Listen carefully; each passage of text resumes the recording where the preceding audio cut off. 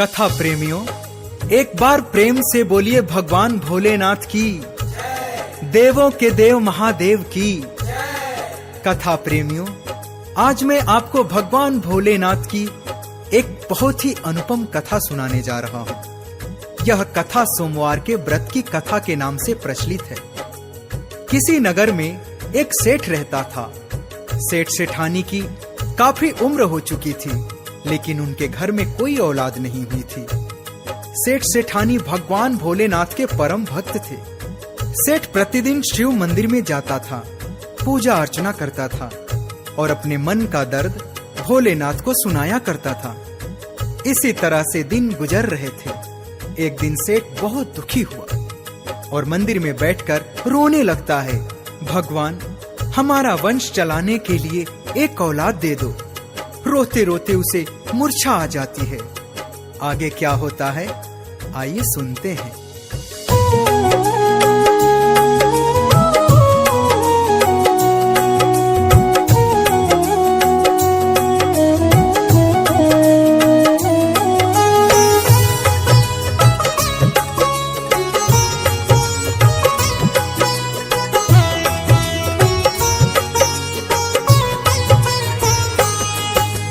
हाथ जोड़ श्री महादेव को शीश नवाते हैं, चरणन शीश नवाते हैं। हम सोमवार के व्रत की पावन कथा सुनाते हैं, हम महिमा गाते हैं।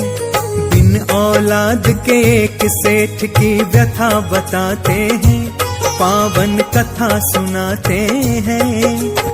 सोमवार के व्रत की तुमको कथा सुनाते हैं, हम महिमा गाते हैं। ओम नमः शिवाय, बोलो ओम नमः शिवाय। ओम नमः शिवाय, बोलो ओम नमः शिवाय।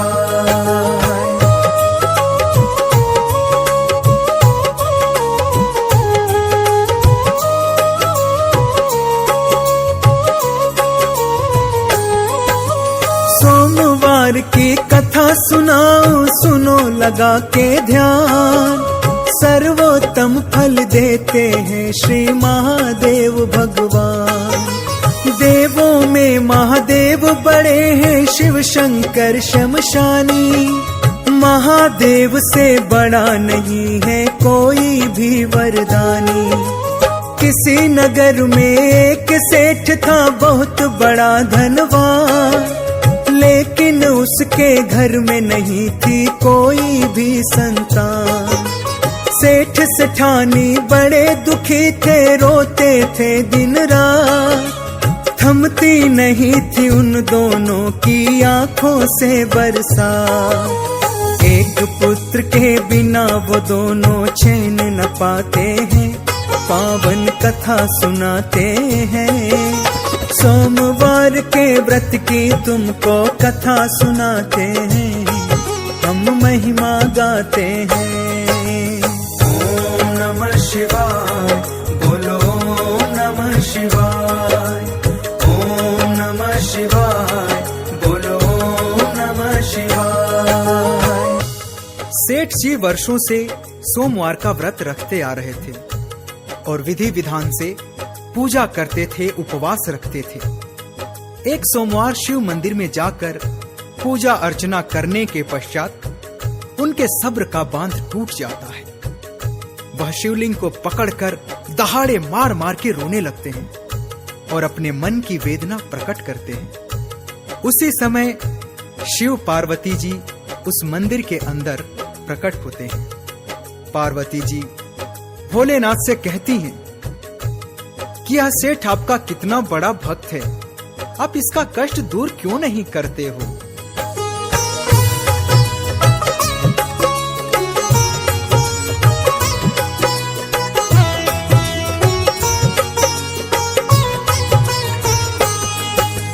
पार्वती बोली भोले से, सुनो नाथ मेरी बात। इसकी वेदना सुनते नहीं, क्यों तड़प रहा दिन रात। आवाजें जब सुनी सेठ ने हुआ बड़ा हैरान। कान लगा के सुनने लगा, वो लगा के पूरा ध्यान। भोले बोले पार्वती से ला करके मुस्कान, इसके किस्मत में है देवी नहीं कोई संतान। पार्वती फिर से कहती है सुनो है दया निधान, इसको एक पुत्र का स्वामी दे दो तुम वरदान। पार्वती की सुनकर बात भोले मुस्काते हैं, पावन कथा सुनाते हैं। सोमवार के व्रत की तुमको कथा सुनाते हैं, हम महिमा गाते हैं। ओम नमः शिवाय, बोलो ओम नमः शिवाय। ओम नमः शिवाय, बोलो ओम नमः शिवाय। भोलेनाथ कहते हैं इसकी किस्मत में संतान सुख है ही नहीं, विधि विधान के नियमों का उल्लंघन मैं कैसे कर सकता हूँ। तो पार्वती जी ने कहा कि यह सेठ वर्षों से आपकी सेवा करता चला आ रहा है, हर सोमवार को आपका उपवास रखता है, दिन रात आपका ही ध्यान करता है, इसका कुछ तो फल मिलना चाहिए। सेठ चुपचाप सारी बातें सुनता रहता है। भोलेनाथ कहते हैं हे देवी, मैं आपके कहने से इसको पुत्र प्राप्ति का वरदान दे देता हूँ, परंतु इसके पुत्र की आयु जब 12 वर्ष की हो जाएगी तो वह मृत्यु को प्राप्त हो जाएगा। पार्वती जी कहती हैं कम से कम 12 वर्ष के लिए ही सही, इसको संतान का सुख तो प्राप्त होगा। इतना कहकर शिव पार्वती की आवाज बंद हो जाती है।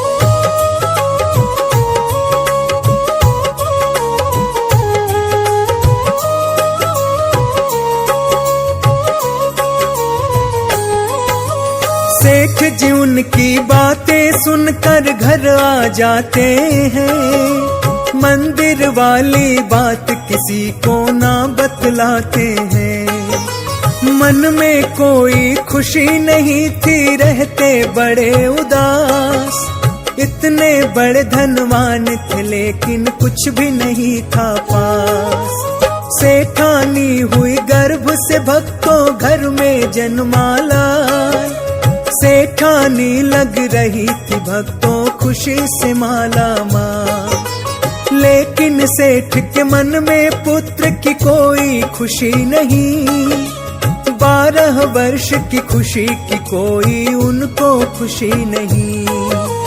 इसके आगे क्या होता है वो बतलाते हैं, पावन कथा सुनाते हैं।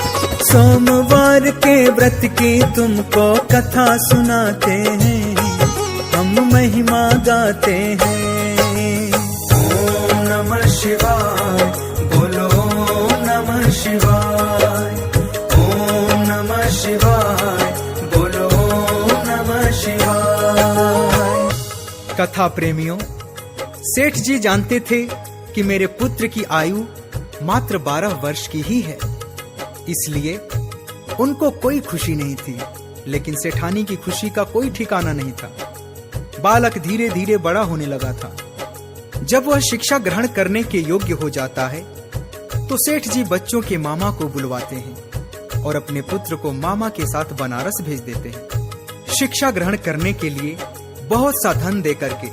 कहते हैं कि रास्ते में दान पुण्य भंडारे करवाते करते जाना और मेरे पुत्र का ध्यान रखना। मामा भांजा बनारस के लिए चल पड़ते हैं।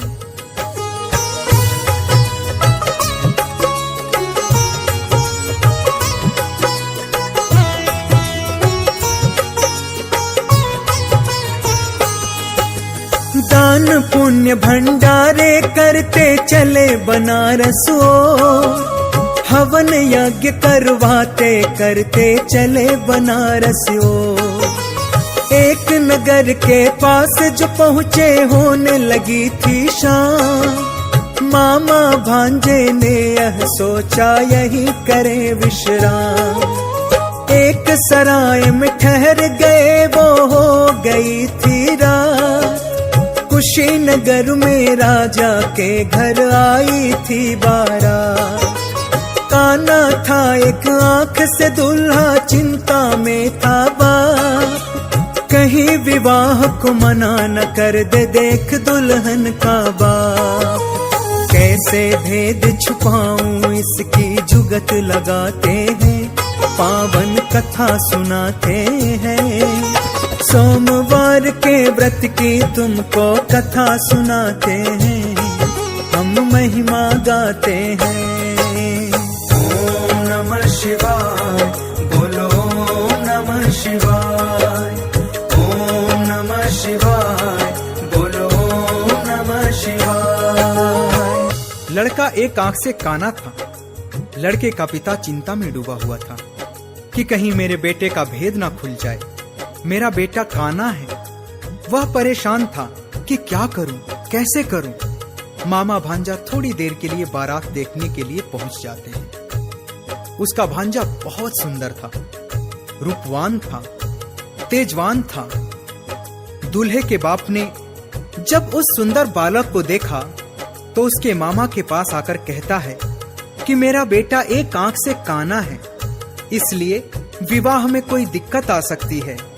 अगर तुम अपने इस बालक को दुल्हा बनाकर विवाह के रस्में करवा दो तो मैं आपको 1000 स्वर्ण मुद्राएं दूंगा और आपकी बहुत बहुत मेहरबानी होगी। लड़के का मामा 1000 स्वर्ण मुद्राएं सुनकर खुश हो जाता है और विवाह के लिए तैयार हो जाता है।